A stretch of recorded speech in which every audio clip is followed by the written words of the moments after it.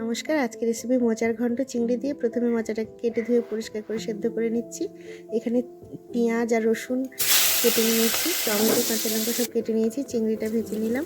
এবারে চিংড়িটা ভেজে নেওয়ার পরে তেলের মধ্যে জিরে ফোড়ন আর কাঁচা লঙ্কা দিয়ে দিয়েছি।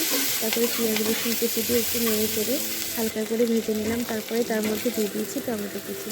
টমেটো কুচিটা দেওয়ার পরে দিয়ে দিলাম লবণ, দিয়ে দিচ্ছি হলুদ, একটু জিরে গুঁড়ো, একটু ধনের গুঁড়ো দিয়ে একটু নেড়ে চেড়ে নিয়ে তারপরে এর সঙ্গে দিয়ে দেবো সামান্য 1 চামচ লঙ্কার গুঁড়ো। লঙ্কার গুঁড়োটা দেওয়ার পরে একটু মিশিয়ে নিয়ে তার মধ্যে দিয়ে দিচ্ছি চিংড়ি, ভেজে রাখা চিংড়িটা দিয়ে ভালো করে মশলার সঙ্গে মিশিয়ে নিয়ে এবার মোচাটা দিয়ে ভালো করে নাড়াচাড়া করে নেবো। এর মধ্যে কোনো জল আমি অ্যাড করবো না, যেহেতু সেদ্ধ করা।